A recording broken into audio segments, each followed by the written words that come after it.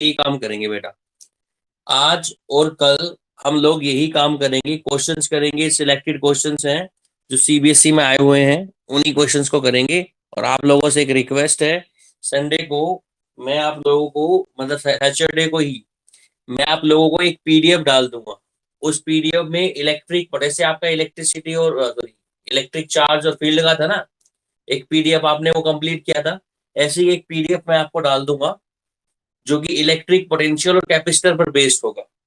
आपको वो PDF solve करना है और संडे को ही आपको सबमिट करना है। आपको वो पीडीएफ संडे को ही सबमिट करना है, मैं आपको सैटरडे को वो पीडीएफ डाल दूंगा बेटा।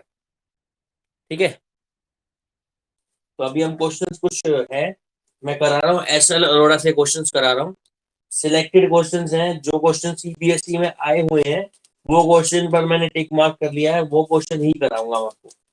कितने क्वेश्चन हो सकते हैं देखते हैं, उतने क्वेश्चन करते हैं।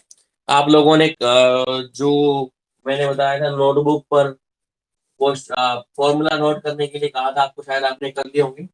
नहीं करे तो आप वो नोट कर लेना, क्योंकि बिना फॉर्मूला के समझना चीजों को पॉसिबल नहीं है। ठीक है, तो पहला क्वेश्चन ये, क्वेश्चन नंबर 1, ये सारे क्वेश्चन मैं लिख रहा हूँ, ये सारे क्वेश्चन सीबीएसई से है, सभी क्वेश्चन सीबीएसई से पूछे गए हैं।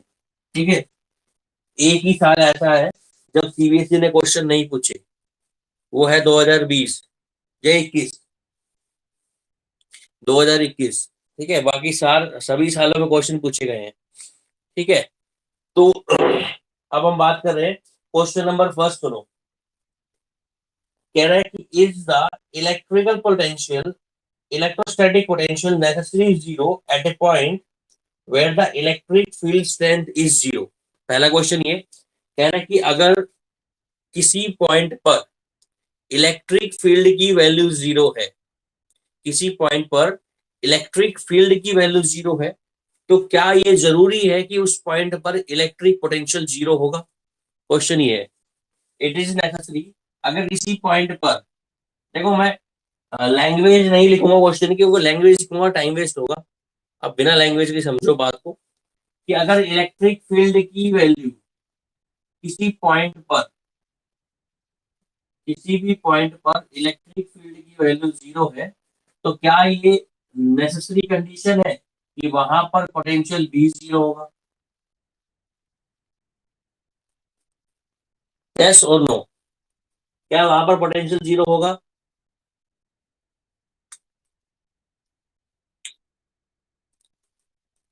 यस बोल रहे हो, नो बोल रहे हो? नो, जरूरी नहीं है, क्या फिर हो भी सकता है?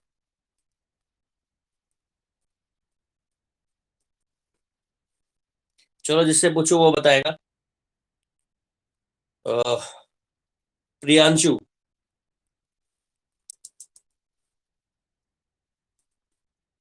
आपके क्या विचार है कि अगर देखो, सबसे पहले तो एक्सक्यूज जब सबसे पहले सब बच्चों को बोल रहा हूँ भाई, रिलैक्स होके पढ़ो। है ना, यूं नहीं कि यार आपके पास टेंशन चल रही है, मैं क्वेश्चन पूछूंगा आपको इंसल्ट होगा और आप क्लास से बाहर चले जाओगे, उसका कोई मजा नहीं है। चार बातें सीख कर ही जाओगे। ये आधे घंटे का लेक्चर, 40 मिनट का लेक्चर, 45 मिनट का लेक्चर, जो भी है, उसमें आप चार बात सीख कर ही जाओगे, ये बात फिक्स है। वो अब आपके ऊपर डिपेंड करता है। ठीक है, आप बताओ प्रियंशु, आप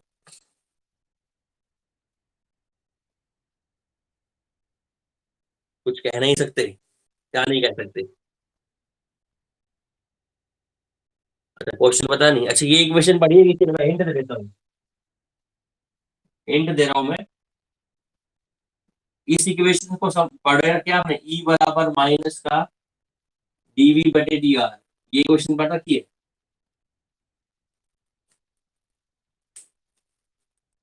पढ़ी हुई है इक्वेशन?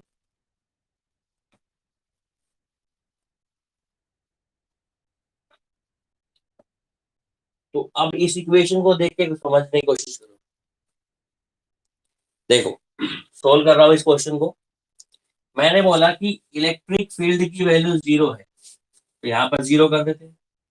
जीरो बराबर कितना हो गया बेटा, डीवी बटे कितना, डी आर। पोटेंशियल का डिफरेंशिएशन आर के रिस्पेक्ट में कितना आ रहा है, जीरो। तो या तो पोटेंशियल की वैल्यू क्या होगी, जीरो होगी, या पोटेंशियल की वैल्यू क्या होगी, कांस्टेंट। ये बात हम पहले भी डिस्कस कर चुके हैं। ठीक है, या तो पोटेंशियल की वैल्यू कितनी होगी, जीरो, या पोटेंशियल की वैल्यू कांस्टेंट होगी। जैसे आपको याद होगा, किसी भी कंडक्टर के इनसाइड इलेक्ट्रिक फील्ड जीरो होता है, प्रॉपर्टी ऑफ अ कंडक्टर, मैंने पढ़ाया था। किसी भी कंडक्टर के इनसाइड इलेक्ट्रिक फील्ड जीरो होता है, इसका मतलब अंदर पोटेंशियल की वैल्यू या तो जीरो होगी, या फिर पोटेंशियल की वैल्यू कांस्टेंट, क्योंकि कांस्टेंट का डिफरेंशिएशन भी कितना होता है, कांस्टेंट का डिफरेंशिएशन भी जीरो होता है, और जीरो का डिफरेंशिएशन भी जीरो होता है। तो अगर किसी पॉइंट पर इलेक्ट्रिक फील्ड की वैल्यू जीरो है, तो जरूरी नहीं है कि पोटेंशियल की वैल्यू भी कितनी हो, जीरो। पोटेंशियल की वैल्यू कांस्टेंट भी हो सकती है और जीरो भी हो सकती है। तो ये नेसेसरी कंडीशन नहीं है। बात समझ में आई बेटा? बोले यस और नो? आ गया ना क्वेश्चन ये वाला समझ?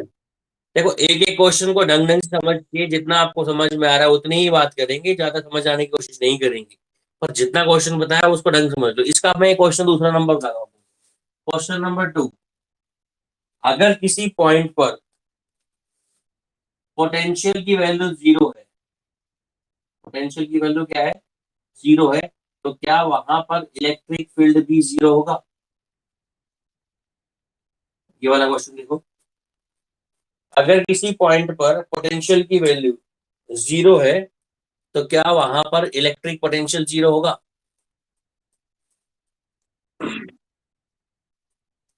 क्या वहां पर, सॉरी, इलेक्ट्रिक फील्ड जीरो होगा?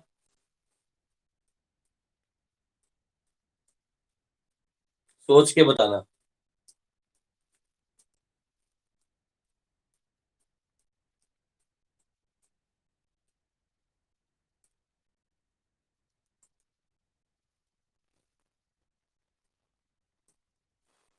आया कुछ आइडिया?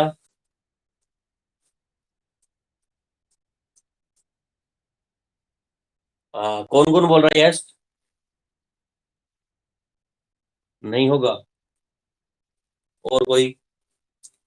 चलते जाओ, शाबाश। और कोई कुछ अलग से यूनिक एक्सप्लेनेशन देगा दर्पण?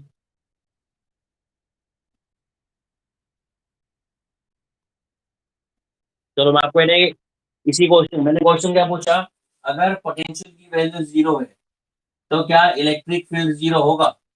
आंसर होगा यस, या फिर आंसर होगा नो, या फिर आंसर होगा मे बी। जीरो हो भी सकता है और नहीं, है ना? इस इक्वेशन को देखें, ई बराबर माइनस का डीवी बाई डी आर। इसको जरा ध्यान से देखें, तो वी की वैल्यू जीरो, है ना? तो डिफरेंशिएशन ऑफ जीरो कितना हो गया, जीरो, तो इलेक्ट्रिक फील्ड भी जीरो हो गया। इस इक्वेशन को देखें तो बात सही आती है, ई वी जीरो होगा, तो ई की वैल्यू तो जीरो होगी। पर अगर हम एक कंडीशन ध्यान से देखें, डाइपोल पढ़ा था ना आपने, डाइपोल, ये पॉजिटिव चार्ज, ये नेगेटिव चार्ज, डाइपोल के सेंटर पर जो इक्वेटोरियल लाइन होती है, इसके इक्वेटोरियल लाइन के इस पॉइंट पर पोटेंशियल की वैल्यू कितनी होती है, बोलो? डाइपोल के सेंटर पर इलेक्ट्रिक पोटेंशियल की वैल्यू कितनी होती है? जीरो होती है बेटा, है ना? पर इस पॉजिटिव चार्ज की वजह से यहाँ इलेक्ट्रिक फील्ड इंटेंसिटी अवे आएगी, और नेगेटिव चार्ज की वजह से टुवार्ड आएगी, तो यहाँ पर इलेक्ट्रिक फील्ड की वैल्यू जीरो नहीं आ रही। कैसा नो? बात समझ में आई? मैंने एक डाइपोल लिया, डाइपोल के सेंटर पर पोटेंशियल की वैल्यू कितनी होती है, जीरो होती है, हमें पता है। तो पोटेंशियल तो जीरो हो गया, पर इलेक्ट्रिक फील्ड की वैल्यू कुछ ना कुछ यहाँ पर है। तो ये आएगा कौन सा, मे बी और may not be. Electric field zero हो भी सकता है और नहीं भी। ये बात समझ में आई है? सुनो, क्वेश्चन नंबर सेकेंड, किसी को डाउट? देखो, अगर पोटेंशियल जीरो है, पोटेंशियल जीरो है, तो इलेक्ट्रिक फील्ड जीरो हो भी सकता है और नहीं भी। इलेक्ट्रिक फील्ड जीरो है तो पोटेंशियल जीरो हो भी सकता है और नहीं भी। दोनों ही एक दूसरे के क्या है, रिवर्स है। याद रखना इस चीज को। ये क्वेश्चन कई बार पूछा गया एग्जाम में। इस चीज को याद रखना, यहाँ पर सिर्फ आपको यस और नो का आंसर देना होता है। यस और नो और मे बी। ठीक है। Question number third. Question number third सुनो। ये सारे क्वेश्चन सीबीएसई में आए हुए हैं। Date by date, sun bye सन बता देता हूँ। ये सीबीएसई में आया है 2001 के अंदर।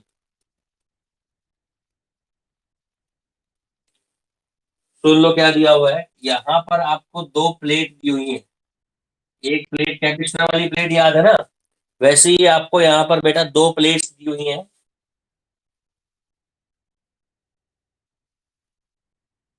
इस वाली प्लेट पर आप लोगों ने चार्ज दिया पॉजिटिव, और इस वाली प्लेट पर आप लोगों ने चार्ज दिया नेगेटिव।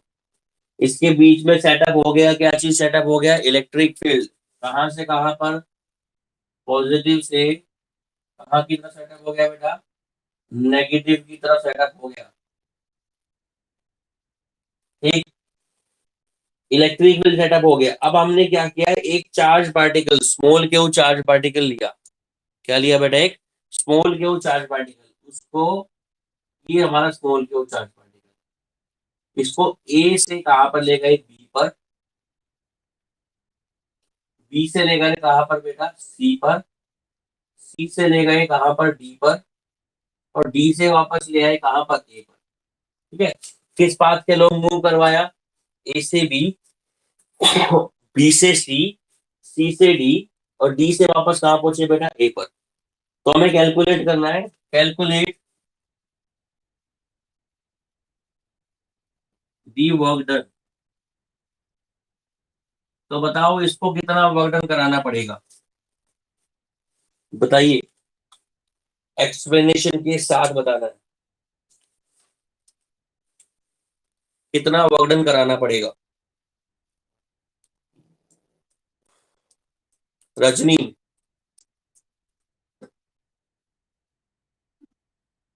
जीरो। एक्सप्लेन और कर दो एक बार।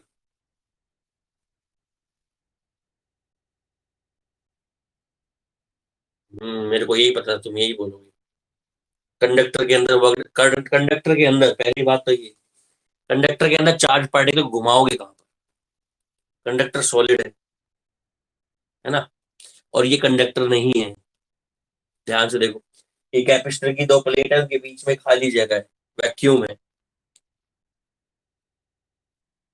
आंसर जीरो ठीक है, पर रीजन क्या है जीरो आंसर होने, किसी को पता है।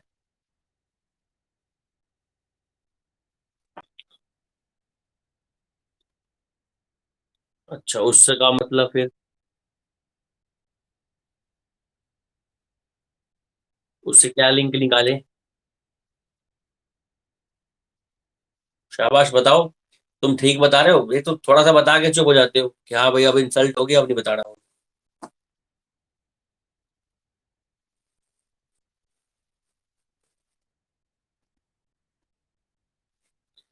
हाँ भाई, ये बात तो थोड़ी बहुत ठीक लगी मुझे। सोनाक्षी तुम बताओ। दर्पण तुम बताओ।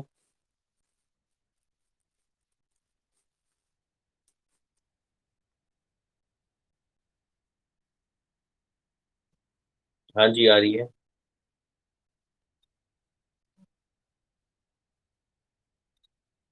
हाँ, देखो, एक बात मैंने आपको शायद बताई थी, ये आपको याद है कि नहीं याद है, कि जो वर्कडन होता है, वर्कडन का फॉर्मूला होता है फोर्स मल्टीप्लाई बाय डिस्प्लेसमेंट। यहाँ पर पार्टिकल स्टार्ट कहाँ से हुआ, ए से, और घूम फिर के वापस कहाँ पर आ गया, ए पर। तो आपका जो डिस्प्लेसमेंट है वो कितना हो गया, जीरो। तो आप बोल सकते हो वर्कडन जीरो है, क्या बोल सकते हो। पर आपको एग्जाम में ऐसे नहीं लिख कर आना कि आप यहाँ पर displacement, initial point, same point, final point वही है।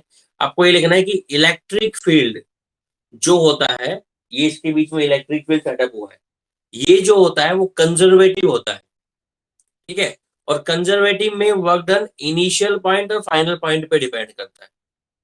कंजर्वेटिव में वर्क डन इनिशियल पॉइंट और फाइनल पॉइंट पे डिपेंड करता है। इसका इनिशियल पॉइंट भी ए है और फाइनल पॉइंट भी ए है।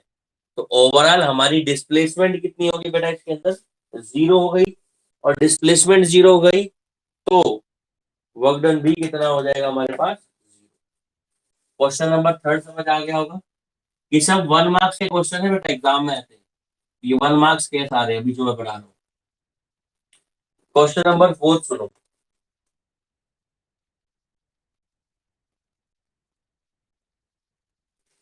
फोर्थ क्वेश्चन क्या बोलता है, मेरे पास एक कंडक्टर है स्पेरिकल शेप का, ठीक है, अब मेटेलिक स्फीयर, क्या ये मेटेलिक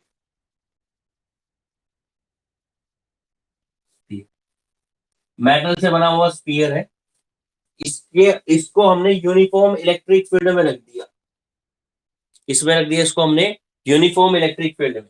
अब इलेक्ट्रिक फील्ड लाइंस जाएंगी यहां से, तो इलेक्ट्रिक फील्ड लाइन कैसा पाथ फॉलो करेगी, path first, electric field line ऐसी जाएगी।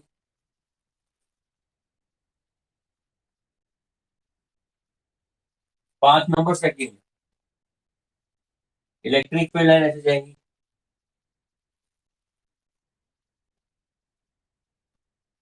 ठीक है, path number third, electric field line ऐसे जाएगी।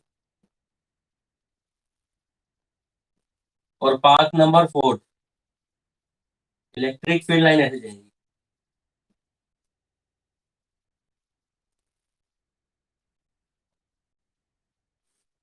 इन चारों में से कौन सा पाथ इलेक्ट्रिक फील्ड का करेक्ट है। क्वेश्चन रिपीट कर लेते हैं। देखो, ये आपके पास एक मेटल का मेटेलिक स्फीयर है, ठीक, इस मेटेलिक स्फीयर में से हमने इलेक्ट्रिक फील्ड लाइंस पास करी है।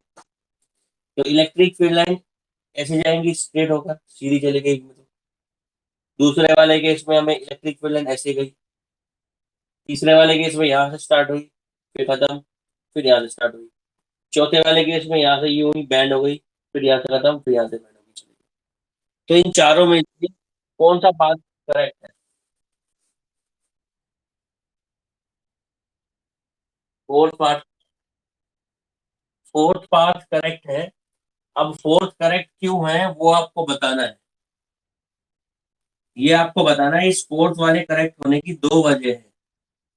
दो वजह है जिसकी वजह से हमें फोर्थ करेक्ट लगा। अब वो दो वजह क्या है वो बताओ। तनुजा ने बताया था आंसर, किसने बताया। हम्म, किसी को पता है दोनों वजह में से एक वजह, कोई एक वजह बताओ कि फोर्थ, मैं बोल रहा हूँ हाँ फोर्थ करेक्ट है। फर्स्ट वाला इनकरेक्ट है, सेकंड करेक्ट इनकरेक्ट है, थर्ड इनकरेक्ट है, फोर्थ करेक्ट है। इसकी दो वजह है, दोनों सुनो। ये दोनों में से कोई एक तो बता दो यार। हाँ कंडक्टर है तो,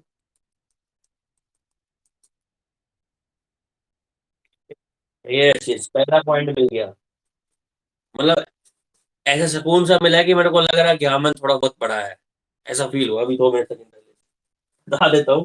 भाई कंडक्टर के इनसाइड इलेक्ट्रिक फील्ड कितना होता है, जीरो। ये हमने कंडक्टर की प्रॉपर्टी पढ़ी है। अगर इलेक्ट्रिक फील्ड जीरो है तो इलेक्ट्रिक फील्ड लाइंस क्या करेंगे अंदर, कुछ नहीं, तो इलेक्ट्रिक फील्ड लाइन होगी नहीं। इस वाले केस में इलेक्ट्रिक फील्ड लाइन कंडक्टर के अंदर है तो ये पाथ तो हो ही नहीं सकता। इस वाले केस में इलेक्ट्रिक फील्ड लाइन अंदर है तो ये पाथ भी नहीं हो सकता। इस वाले केस में इलेक्ट्रिक फील्ड लाइन अंदर नहीं है तो ये पाथ हो सकता है। इस वाले केस में भी इलेक्ट्रिक फील्ड लाइन अंदर नहीं है तो ये पाथ भी हो सकता है। पर इनमें से अब फोर्थ करेक्ट क्यों है।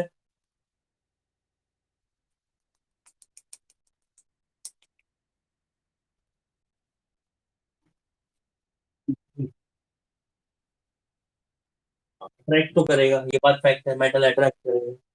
पर एक प्रॉपर्टी और बताई थी मैंने कंडक्टर की, उससे सोल्व होगी तो।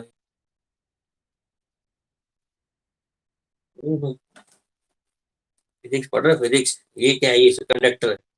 इलेक्ट्रिक फील्ड लाइंस कंडक्टर के हमेशा कैसी होती हैं।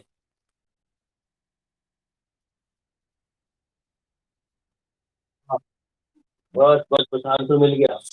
ये इलेक्ट्रिक फील्ड लाइन जा रही है, ये परपेंडिकुलर नहीं है, ये बैंड इसलिए हुई ताकि इस सरफेस की क्या रहे, परपेंडिकुलर। यहाँ से बाहर निकली, बैंड इसलिए हुई ताकि सरफेस की क्या रहे बेटा, परपेंडिकुलर। तो दो बातें हैं इसमें, दोनों बातें कंफर्म हो रही है, इलेक्ट्रिक फील्ड लाइन सरफेस के परपेंडिकुलर भी है, और दूसरी पहली बात, अंदर इलेक्ट्रिक फील्ड कितना है, जीरो। तो दोनों बात क्लियर हुई, बोलो यस और नो। यही का फायदे है क्वेश्चंस करने के, अगर आप क्वेश्चंस रेगुलरली करोगे तो क्वेश्चंस करने पर आपको समझ में आएगा कि आप क्या पढ़ रहे हो और कैसे क्वेश्चन एग्जाम में पूछे जाते हैं। एग्जाम में सीधे क्वेश्चन आपको नहीं मिलेंगे, हैं, गोस थ्योरम बताओ क्या होती है, इलेक्ट्रिक पोटेंशियल बताओ क्या, ऐसा कुछ नहीं मिलेगा। चलो आगे, अगला क्वेश्चन कराते हैं।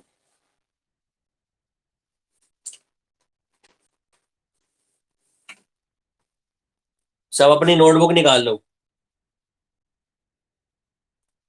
सब बच्चे नोटबुक निकालोगे और सबकी नोटबुक चेक करूंगा,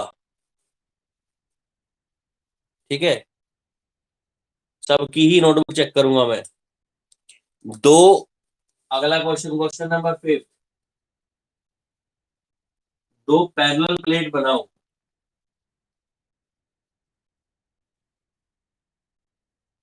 इस तरफ पॉजिटिव चार्ज, इस तरफ नेगेटिव चार्ज। इस पैरेलल प्लेट शीट को थोड़ी सी इसकी वेट दिखा दे,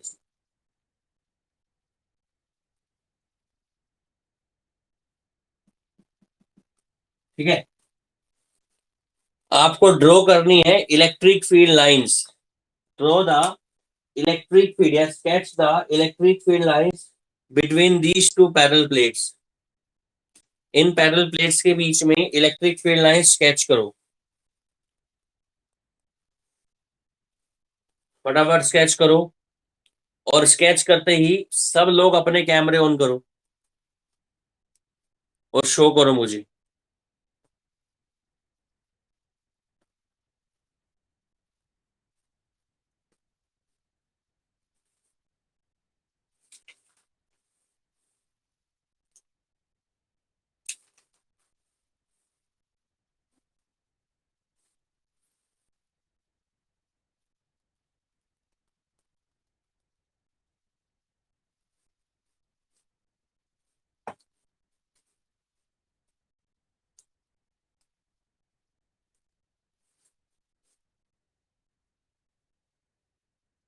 करिए कैमरे ऑन।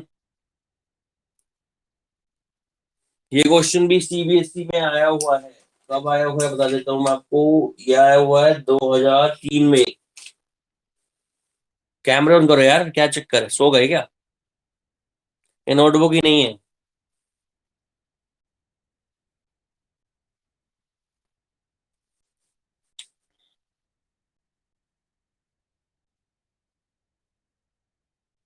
नेम टू नेम बुलाऊं क्या, फिर कौन करोगी। Vijendra, turn on your camera.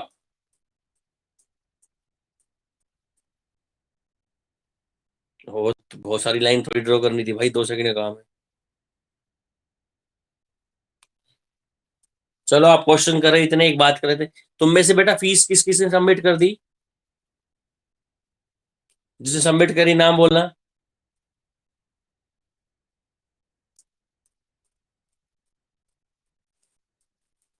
Sonakshi,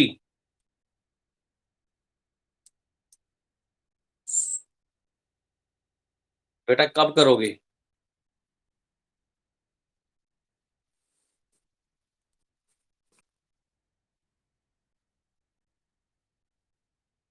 गरिमा,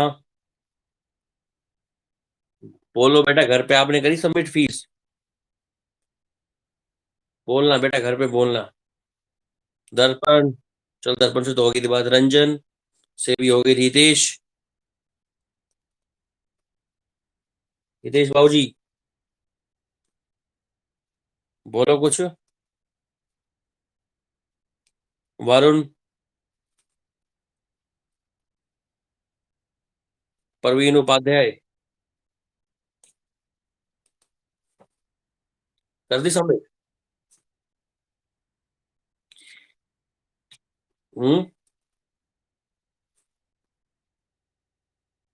जल्दी करा दो यार भाई, हम भी खाली बैठे थे। दक्ष। अरे तू तो साल की भर सकता है। हैं? जल आज थोड़ी बोल देना एक बार मेरा नाम लेके ना। प्रियांशु। क्या बिजनेस प्रॉब्लम आ गई कुछ? ठीक है, रवीना। रवीना की शायद हो गई ना मेरे ख्याल से। ये रजनी की हुई है, दोनों में से किसी एक की तो हुई। रवीना तुम्हारी हो गई।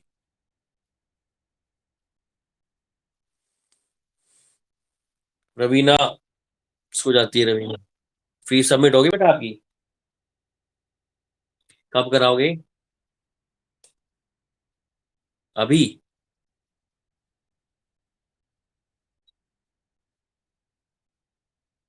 चलो करा देना, बोल देना थोड़ा जल्दी करा दे हर्ष। कब तक होगी बेटा? बोलना यार दो। अ, आप सिंपली ना एक बात सुन लो यार, 2 साल 2 महीने तो मुझे रेगुलर हो गए पढ़ाते हुए। ये बात भी आपको पता है, और 2 महीने से ही कुछ नहीं। सिस्टम हमारा भी देख लो यार तुम लोग। हम लोग भी ऐसे ही खाली घूम रहे हैं। ठीक है। कोमल। कोमल सुन नहीं रही। बोल दे बेटा। तनुजा। हर्ष, साक्षी, विजेंद्र, रजनी, सुमित, सब बोल देना भाई। मैं तो बोल ही सकता हूँ, देखो आपके ऊपर है बाकी। कोशिश यही करो, करा दो यार। हम लोगों की टेंशन फ्री होने को एक काम क्या ड्रॉ करें इसके अराउंड। इसके अराउंड हमको ड्रॉ करना है इलेक्ट्रिक फील्ड लाइन। सब बच्चों ने इलेक्ट्रिक फील्ड लाइन ऐसे ड्रॉ करी होंगी देखो। पॉजिटिव से गई नेगेटिव की तरफ। बोले ऐसा तो सबने ये ड्रॉ करी। हम्म। ये प्लेट है पॉजिटिव, और ये पॉजिटिव प्लेट और ये नेगेटिव प्लेट। इस पॉजिटिव प्लेट पे चार्ज दिया, इसके ऊपर चार्ज आएगा, यहाँ पर आएगा चार्ज, ये सुनो। यहाँ पर चार्ज है पॉजिटिव, यहाँ पर चार्ज है कैसा, नेगेटिव। तो इससे इलेक्ट्रिक फील्ड लाइन यू हो जाएगी।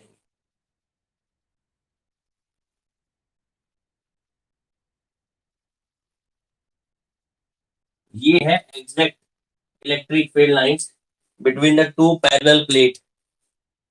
Between the two parallel plate. कर लोगे इस क्वेश्चन को? ठीक है, तो ये कुछ 5-6 क्वेश्चन मैंने आपको कराए हैं, जो 1 या 2 मार्क्स के हैं। अब आप एक बात सुनो, कल मैं आपको कराऊंगा 3 मार्क्स वाले क्वेश्चन। ठीक है। 3 मार्क्स वाले क्वेश्चन जो एग्जाम में आए हुए हैं, और कल ही मैं आपको। हाँ जी।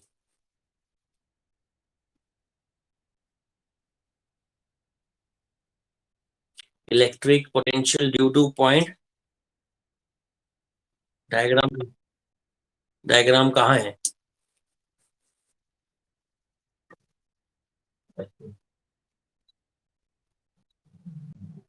आप बुक में कौन सी बुक यूज कर रहे हो? प्रदीप, उसमें उसमें जो वर्क डन निकाला हुआ है, ये पॉइंट चार्ज है, तो ये क्यू है। ये पॉइंट इसने ए लिया, ये पॉइंट इसने बी लिया। ए से कहाँ तक लेकर आया, वो बी तक लेकर आया। ऐसे ही किया होगा उसने। इन्फिनिटी से कहाँ तक लाया होगा, पॉइंट बी तक लाना है। बीच में उसने ए और बी ले लिया होगा। ए और बी के बीच में डिस्टेंस उसने क्या ली, D R small distance, D X या डी आर डी एक्स ली होगी। डी एक्स स्मॉल डिस्टेंस ले ली। ए से बी तक लाएंगे, डिस्प्लेसमेंट की डायरेक्शन होगी। इस पर जो फोर्स लग रहा है इलेक्ट्रोस्टैटिक फोर्स, वो उस तरफ लग रहा है। एंगल इन दोनों के बीच में कितना डिग्री हो गया, 180 डिग्री। यही क्या हुआ है? हाँ, एंगल इन दोनों के बीच में 180 डिग्री है, तो फोर्स की वैल्यू क्या निकलेगी, डी। फोर्स मतलब D W F dot D R. D W F D R cos of 180। Cos 180 minus है बेटा।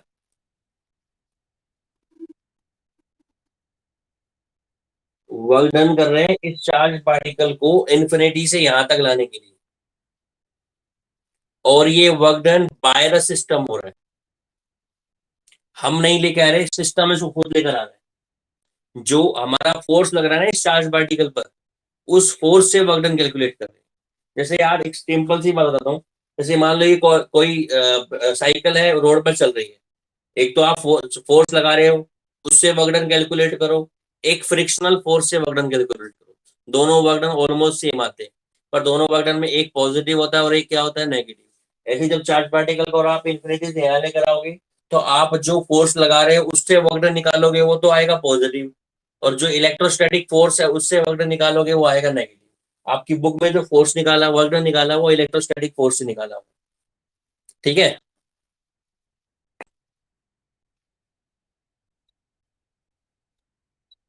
क्योंकि स्टार्टिंग पॉइंट हमारा इन्फिनिटी है, इनिशियल लिमिट, और वो होती है फाइनल लिमिट। आर की जो वैल्यू है, यहाँ से आर की ले, हम लेकर कहाँ से आएंगे उसको, इन्फिनिटी से। तो पहले लिमिट लेंगे इन्फिनिटी, फाइनल लिमिट लेंगे आर। अगर आप इसको इधर से उस इन्फिनिटी तक ले जाते, तो लिमिट लेते आर से इन्फिनिटी। ठीक है। जा सकते हो, क्लास ओवर है, डाउट है तो रुक सकते हो। अदरवाइज कल रेडी रहना सारे के सारे बच्चे। कल किसी को फोन ना करना पड़े कि आ जाओ क्लास ज्वाइन कर लो, अपने आप रेडी रहना। जा सकते हो। चैप्टर भी खत्म हो गया आपका। जी। क्वेश्चन बोल दे।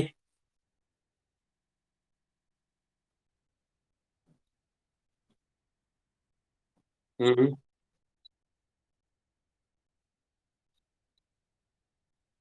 हम्म।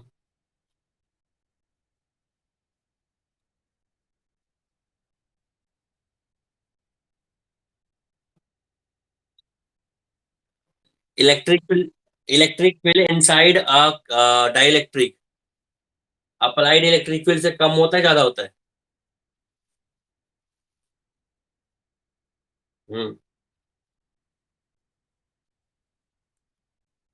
ठीक, डाइलेक्ट्रिक को अगर हम इलेक्ट्रिक फील्ड में रखें, तो इलेक्ट्रिक फील्ड क्या होता है, डिक्रीज इंक्रीज?